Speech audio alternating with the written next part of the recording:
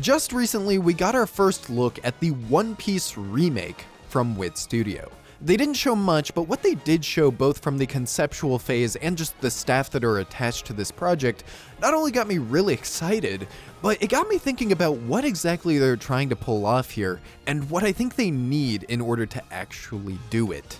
With that being said, here's 10 things the One Piece remake should definitely have if it wants to please fans, if it wants to please me, and if it wants to become a worthy adaptation of Oda's masterpiece. The first thing they need is a fresh start with good pacing. This is not number one by chance. This is without a doubt what the One Piece remake will benefit from the most, and what I think justifies its entire existence. I keep seeing people say, what is the point of this remake? Why are they remaking something that hasn't even finished in its original adaptation? Why are we doing this? Well, I don't know if you've noticed, but One Piece is really goddamn long. That original adaptation started in 1999 and has been airing almost every single week for the past 25 years. That's a lot of episodes, that's a lot of content. There's tons of people out there who genuinely want to get into this series, but don't have the time or the motivation to start climbing this enormous wall of over 1,000 episodes. These people are acting like we're redoing something modern here, but the content that this remake is actually adapting hasn't really been done in animation since the 90s. Having a remake that's starting fresh like this is basically the golden opportunity for so many people to finally dip their toes in and experience this wonderful story. However, that's just one side of what the One Piece remake can offer in terms of actually climbing that wall. The other very important advantage that it has over that original Toei adaptation is pace control. You have to realize that Toei's anime for One Piece started only a few years after the manga had started itself, and because it's a weekly anime adapting a weekly manga, well, put two and two together, eventually the Toei anime had to be very conscious of not catching up to that source material. What starts in the beginning adapting around 2 chapters per episode later became just 1 chapter per episode, and sometimes even less than that in the worst case situations, all in order to keep this long-running format and never catch up to where the manga is. Now, this entire situation is way more nuanced than just saying, more chapters per episode good, less chapters per episode bad. Don't even get me started on some of the absolutely delusional roadmaps I've seen of adapting all of One Piece in 250 episodes. That is not how any of this works, and you are a fool if you think that's actually a good idea.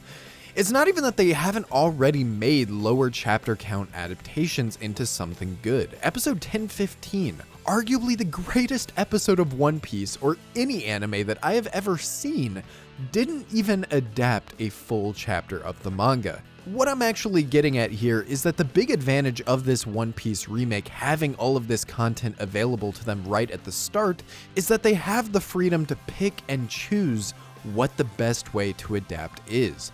Maybe some episodes do adapt 3-4 chapters at once, while others that you want to zone in on more closely end up adapting less. You have to keep in mind that One Piece chapters, especially later on after the time skip, can be incredibly dense with story and dialogue, where it really doesn't make sense to try to cram and adapt as many chapters as you can. That just cannot work for One Piece. If the One Piece remake wants to become the best that it can possibly be, then these creators need to know that perfect line between rushing and dragging. They need to know when it's okay to blast through some stuff and when it's time to slow down and really give these scenes and moments the time that they deserve.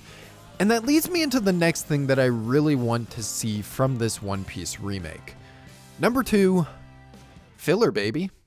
Now, before you instantly click off this video and tell me that I'm stupid for even daring to say that I want filler in this adaptation that is specifically being made to be more faithful to the manga, I want to make it clear that I'm not talking about the kind of filler that you're probably imagining. I'm not looking for a 10-episode filler arc about trying to find this dragon's home, or some random time travel story with Rainbow Mist. To be fair, there was that hella good G8 Marine base arc, but in general, I'm not really expecting or looking forward to full original arcs or episodes. I do think that anime in general has moved past that for a long time. The kind of filler that I'm talking about are the spaces in time between panels, pages, and chapters. These times that are filled with original content to elevate the story that Oda has already told. It's watching Zoro and Sanji washing dishes on the Going Merry as they travel to the next island. It's watching Luffy run into an old man in Alabasta and expanding on rain powder and the struggles of this country. It's watching Robin's full story of being imprisoned before eventually finding her way into the Revolutionary Army. Even within that aforementioned episode 1015, greatest episode in the series, one of the greatest episodes of anything, this episode has filler. That incredible Luffy dream sequence, that vision that Yamato has of Luffy and Roger's dreams overlapping, that is not in the manga. That is 100% Megumi Ishitani's cinema, baby. This is what I'm talking about. One of my favorite and most underrated scenes in the Toei adaptation is this scene in Alabasta between Zoro and Chopper, where Chopper is starting to feel unsure of the crew that he's ended up joining. He's unsure about how chaotic and mismanaged that they appear on the outside.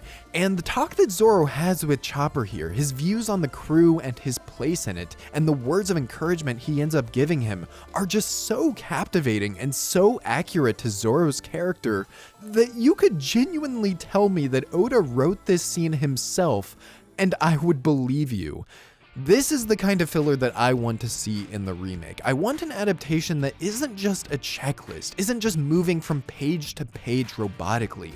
As much as people seem to want that, that just cannot work. These are different mediums and they require different approaches to adapting the same material. On some level, there do need to be creative liberties taken and additions that bridge the gaps between these panels and pages and chapters. If you don't want to take it from me, then take it from Oda himself, who has said this to the remake staff. Rather than just faithfully reproducing the manga of One Piece, the anime staff should digest it and remake it in their own style. Now, the writer for the One Piece remake has been confirmed as Taku Kishimoto, and as somebody who's watched a good few of the shows that he's written here, I'll say there's definitely a mix in quality, but at his best, you do have shows like Haikyuu or Fruits Basket, which, in my opinion, are some of the gold standards as far as pacing and series structures are concerned. Obviously, it's still too early to really say anything about how this script will turn out, but fingers crossed that this writer has his own vision and we're not just looking at a checklist adaptation. The third thing the One Piece remake definitely needs is recast voice actors. Now, I heard some of you in the audience just gasp in horror when I said that, and I know that this is another one that will probably be very controversial, but put your feelings aside for one goddamn second and really think about this. We're talking about a remake adaptation that could very well last another 2+ decades. We're talking about a roster of voice actors that have been voicing these core and supporting characters already for the past 25 years. We're talking about a main crew of Straw Hats here who are all in their 60s, some almost 70s right now. Even within the currently airing series, compare Frankie's voice from when he was introduced to now. It is unbelievably sad, man. The legend just wants to retire. This needs to happen. We need a fresh cast of voice actors for this remake. Am I happy about it? No, absolutely not. I can't picture a single soul capturing Monkey D. Luffy the way that Mayumi Tanaka does. It's going to be weird hearing Zoro, Sanji, Nami, and Usopp with different voice actors. I get it. But it's just a fact of life that these people in real life can't play these characters forever. And I would rather start fresh with a new vision right from the beginning than have to constantly dread replacing them later on. Give them all some fun cameo roles within the series, and I think that would work just fine. In the vein of continuing audio then, the fourth thing that the One Piece remake absolutely 100% needs is good sound design. Now, I cannot stress enough that when I watch the One Piece anime in its current state, other than the pacing, which we've already discussed, the biggest thing holding back One Piece in the modern day is its absolutely abhorrent sound design. I could make an entire video about everything wrong with Toei's sound design for One Piece. It is maybe some of the worst that I have heard in my history of watching anime.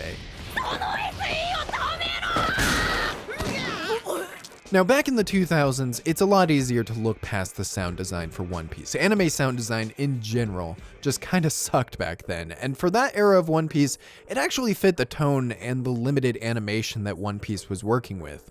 But as you get further into the series, especially when you look at Wano and when you look at Egghead, these arcs that on a production level have clearly moved into the modern age, modern production pipelines, better animation, and better visual design than even a lot of seasonals right now, the sound design is just not cutting it. These 2-decade-old sounds are not cutting it. These reused Dragon Ball effects are not cutting it. It is such a shame seeing such love and passion being poured into the visuals that One Piece is currently offering, while it feels like the audio and the sound design has only gotten worse and lazier compared to those beginning episodes that aired in 1999. And it's not even a Toei-specific issue. Look at their other series and you'll find audio that is relatively competent. Modern Precure has modern sound design. Girls Band Cry has modern sound design. I have no idea why One Piece of all things has been left in the dust here, but I am confident that when you are sitting down to watch Wit Studios' One Piece, it will justify its existence almost immediately because the sound design will actually be good. You will be transported into this world in a way that you've never been before. リアルな我々の状況だ。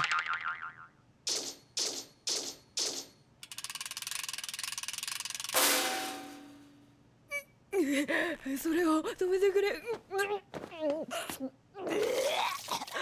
The fifth thing that I really want to see from One Piece Remake, rounding out the audio here, is a new composer and new music. Now, unlike sound design, which just universally needed a complete upgrade, I could see new music for One Piece actually being a double-edged sword, because one, this is one of the few core staff positions on the remake that we haven't actually filled yet. We do not know who is doing the music for this One Piece remake. But second, is that I actually really like the soundtrack that One Piece already has. I think when you watch hundreds or thousands of episodes of something, you kind of just intrinsically associate that sound and that music to the actual series. Overtaken, the very, very strongest, I'm Here With You Too, all of those tracks are One Piece to me. Kohei Tanaka's music is One Piece. All of that being said though, if One Piece Remake is going all in on creating its own experience and its own adaptation, I really don't think they should reuse any of Toei's music or even get Tanaka to do the OST again. I think we need a new take on this music, and I think there's a lot of potential with who they could end up getting. If I had to give some names right now that I think could achieve even greater heights with One Piece's soundtrack, it would either be Little Witch Academia's Michiru Oshima or Hunter x Hunter 2011's Yoshihisa Hirano. The big thing that I'm looking for in a One Piece soundtrack, specifically this East Blue Saga, is just capturing the pure and romantic essence of adventure, capturing that journey, capturing the high seas. I do think of Oshima's work on Little Witch Academia, Tatami Galaxy, Sound of the Sky, Hirano's work on Hunter x Hunter, Death Note, Eden Zero. They're two of my favorite composers, and if you've heard their previous work, I think you'd agree that they would absolutely fit One Piece's story. And they both have a history of working on Netflix shows, so even more credibility there. The big advantage the One Piece Remake soundtrack will have though, regardless of who ends up doing it, is that theoretically because of the seasonal arc-by-arc schedule, we should be getting a lot more variety in One Piece's soundtrack than we ever had in the past. Again, I really like the current One Piece's soundtrack, but it's very obvious after 1,000 episodes when the director really doesn't have many music choices available, and they just have to reuse something that you've heard a million times before. Imagine getting unique arrangements of songs based on the location they're in, Arabic-style music for Alabasta, Spanish arrangements for Dressrosa, unique sounds for Water 7 or Jaya. This is the real potential of a varied soundtrack, and I can't wait to see what they do with it. The real question at this point for me is if they try to include another rendition of We Are as the opening for this series. Toei is on the production committee, they probably want to honor the original adaptation. I could 100% see that happening, but I hope it doesn't. I don't need a 5th rendition of We Are. Maybe get Kitadani again for a new song, but considering we just got him for a new song in the Toei anime, I think I'd rather them go in a new direction here as well. The number 6 thing One Piece Remake should have, at least according to me, is a fresh art direction and good character designs. Unlike everything else that I've been talking about so far, this is something that we've actually gotten a glimpse into with this extended first look into the production of the One Piece remake. It's still quite a ways off, I have to imagine, so what we're left with here is more of a conceptual first look into the character designs and the concept art for this series.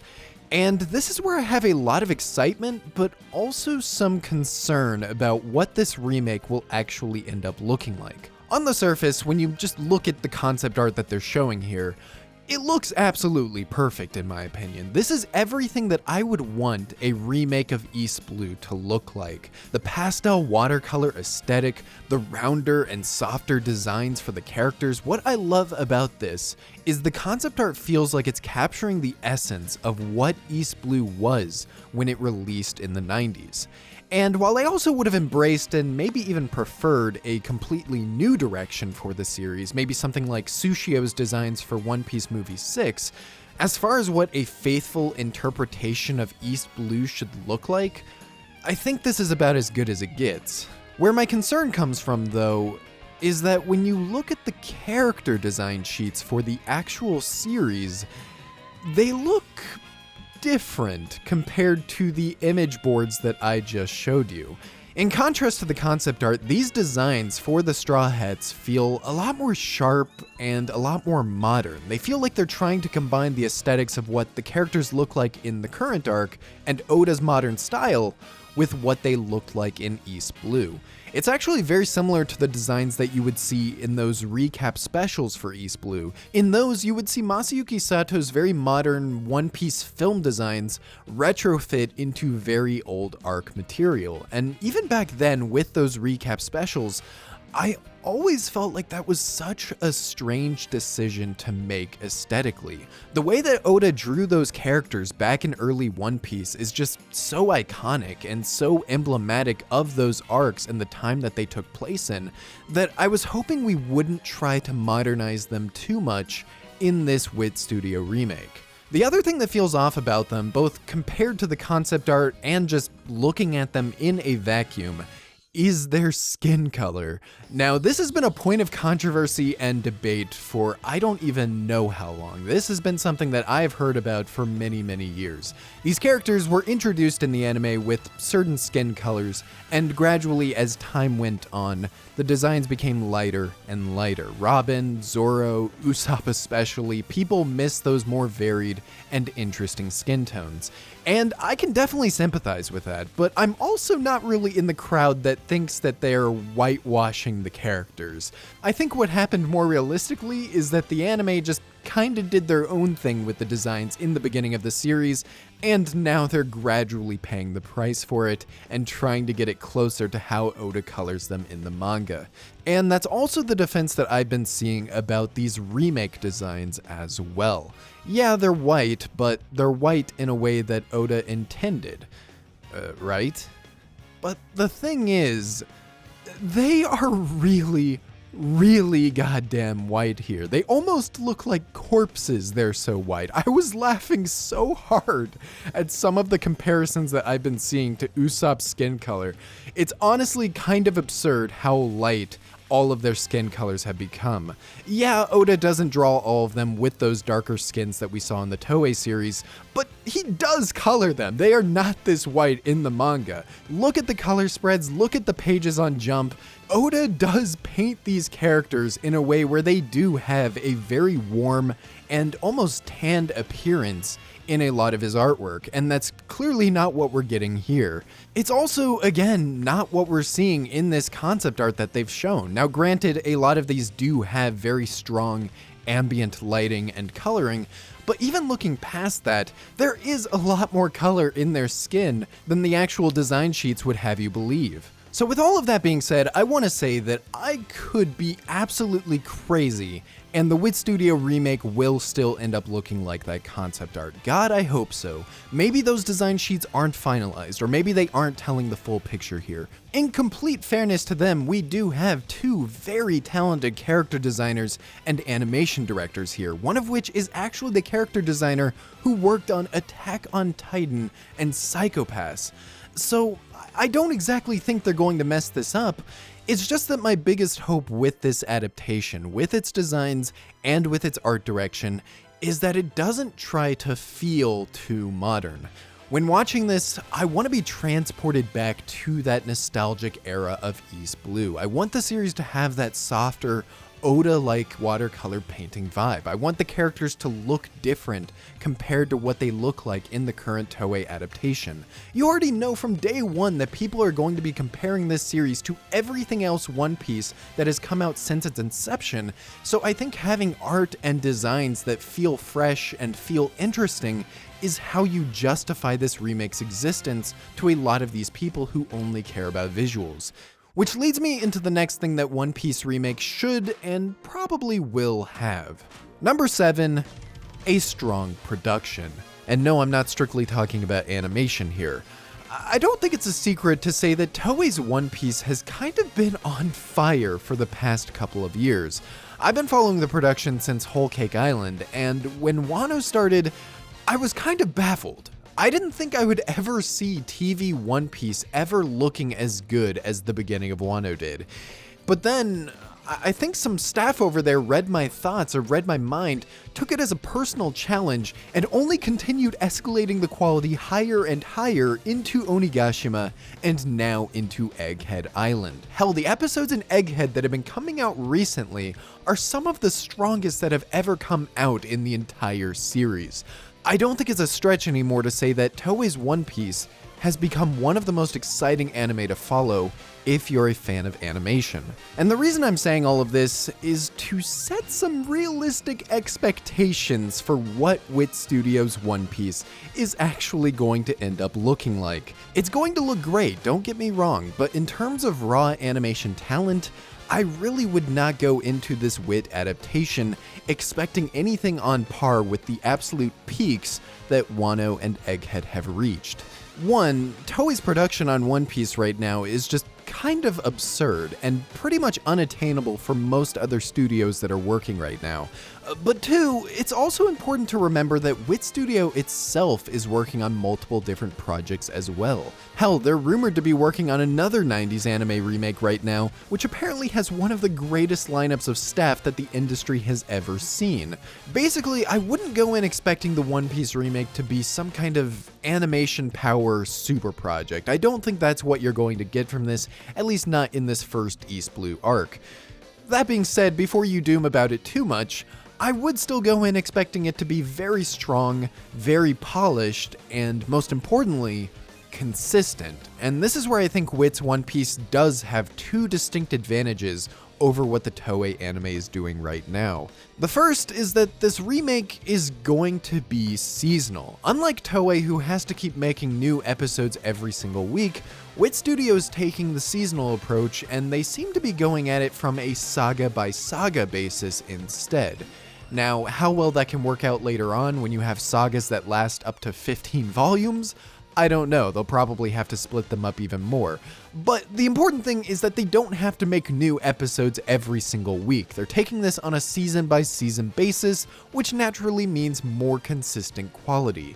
Yeah, these episodes probably won't have peaks as high as when Toei really locks in, but there's also probably not going to be any of the lows that you see in Toei's One Piece either. The foundation for quality is most likely going to be much higher. The second thing the remake really has going for it is we're adapting East Blue, man. I say all of this about not expecting crazy Sakuga animation, but really, there's not much in East Blue that even necessitates that kind of animation to begin with. Zoro versus Mihawk, Luffy versus Kuro, the Arlong Park sequences, these are the fights that I can imagine and warrant having great and flashy animation. And sure, they can pop off wherever they want. Maybe some animator will have a crazy Sakuga sequence for when they're running away from the villagers after the buggy fight. You know those animators like popping off in random sequences like that. But basically what I'm saying is East Blue is tame enough that anything more than that honestly just feels like a bonus. I think what East Blue will benefit from much more, and what I'm personally more interested in, is the direction and the storyboarding. This is what's actually going to bring these episodes to life, and thankfully we have a really good director at the helm with Attack on Titan's Masashi Koizuka. Now granted, on Attack on Titan, this guy was working under the chief direction of the legendary Tetsuro Araki, which means we haven't entirely seen what he can do on something that's 100% his vision. But you'd have to be delusional to think that this guy isn't incredibly talented in his own right, and based on his Attack on Titan work, I have a lot of hope for the direction of this One Piece remake. I think we're in completely safe hands here. More than any kind of raw animation talent on this series, I really do think it'll be seeing East Blue with these modern directorial touches, modern production pipelines, and even much more elaborate background art. That's the stuff that will really leave a strong visual impression on the audience. Just imagine seeing the art direction and background work from something like Film Z, but within the Logtown arc. That's the kind of production that I'm expecting to see from this series, and I cannot wait. The eighth thing that the One Piece really needs, in my opinion, are the little details. I'm talking about the things that don't necessarily make or break the project on their own, but quickly add up over time in a way that really makes the project feel special and feel like the creators care. One thing I saw a lot of people getting excited about is the fact that unlike Toei's adaptation of One Piece, Wit's version will not have any censorship at all. All the blood and darker material from the manga will actually stay intact this time around because we're not airing this in a Sunday morning primetime slot on Japanese television. That's really exciting, but one thing that I haven't seen people talk about that I'm really interested in are how Wit are going to end up adapting all of these cover stories that Toei has skipped over the years.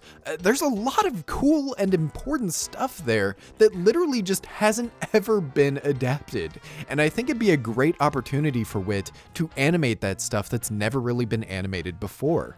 And while I'm talking about cover pages, I really wanted to talk about this. One cool, stupid idea that I've always had for a One Piece remake, stretching back years, is somehow being able to capitalize on all of Oda's color spreads and fun little pages where characters are interacting with animals. It just feels like such a shame seeing all of these cute little drawings and never really trying to do anything with that in the actual anime. It's such a core identity of how I see One Piece. So my idea is basically every single episode has Gurren Lagann style eye catches where people on the staff or even guest illustrators and animators can come in and draw or animate or visualize those pages as the midway breakpoints between episodes. Just think about how cool it would be to see all of those drawings realized in the anime on an episode by episode basis. It would be awesome. But maybe that's dreaming a little too big. Maybe nobody even cares about something like that, but it does feel like a cool way to incorporate those fun spreads and pages that Oda releases on a regular basis. Hell, Toei incorporates some of them themselves in some of the One Piece openings, so you know what? I'm gonna keep dreaming, man. However, another small detail that I'm personally excited about, and one that I'm sure is going to happen, is that we're probably going to finally get good episode titles for One Piece. Now, maybe this is another thing that only I care about, but if you watch any Toei anime, you know they have a very childish, caveman-like approach to how they title the episodes for all their anime, which makes the episode titles honestly pretty lame and pretty boring. Oda, on the other hand, I think is actually surprisingly underrated when it comes to his naming sense with chapters and even the slogans that he puts on his color spreads. He's just a really fun and creative writer, and I would love to see those chapter titles translated to actual episodes of One Piece. Have them come in at the end of episodes ReZero style, style, have them punctuate whatever scene or moment is happening, I think his titles are good enough to leave that big of an impression and feel surprisingly important. I'm just mentioning stuff that's come to my head, but the little details could honestly just mean any attention to detail that's being paid to make this series feel special, and I already get the sense that this team is doing that. I love the looks that we've gotten into the prop and world design for this series. We're seeing the details that go into the silverware and the furniture in Kaya's mansion. We're seeing the percentage of farmers, fishermen, and dairy farmers in Fuchsia Village. We're seeing full 3D recreations of this world just so directors, storyboarders, and animators have references for their work. You can tell there's so much love being poured into this, and I can't wait to see how it all comes to fruition. The ninth thing that One Piece Remake should absolutely do, or I will cry and be incredibly sad, is actually stick with it. I think I speak for most people when I say that a One Piece Remake is only truly exciting if we can actually get to the later arcs and sagas. Don't get me wrong, East Blue is great. Great arcs, great introduction to One Piece. I really like East Blue. But it's not the stuff that I'm actually waiting to see in a One Piece remake. On the contrary, I actually think Toei's adaptation is at its best at the very beginning of the series. East Blue, Alabasta, Jaya, and Skypiea, I really like these arcs in Toei's anime. It's only the later you get into One Piece where the return on investment with a remake really starts to make a lot more sense. Enies Lobby and beyond is where the pacing really starts becoming a problem. Post-time skip arcs are where the animation starts becoming a problem. All of this is in the midst of some of the greatest arcs One Piece has to offer on a storytelling level. Seeing Fishman Island or Dressrosa with good pacing and good production? My god, that's my dream! But we can only get there if this adaptation continues to be successful and continues to be supported. And that leads me into the 10th and final thing that I think One Piece Remake absolutely needs if it wants to have that long-term support. It needs to have a vision. I've already said this verbatim multiple times throughout this video. It's kind of an amalgamation of every other point that I've made. But I really do think if this remake wants to succeed, if it wants to keep people interested, and if it wants to distinguish itself among the decades of content that One Piece already has, this staff need to have a vision for this project. It can't just be a Netflix cash grab to make the live action more popular. It can't be a checklist of the manga with no creative liberties taken. It can't be an aesthetic replication of what Toei has already done. It needs its own flourishes, it needs its own moments, it needs its own aesthetic, and it really does need its own vision. Everything that I've seen tells me that it does have its own vision, but it's only something that will become more apparent as we get more footage and get more insight into the project. We're all in this together until that point, so let me know what differences or changes you're anticipating the most with this new telling of One Piece. What are you excited about? What are you worried about? What small details are you hoping that they pay attention to? Tell me everything and join the Discord server in the description below if you want to talk about it with me and a bunch of other One Piece fans even further. Like and subscribe if you enjoyed. I hope you're having a wonderful day, and I will see you in the next video.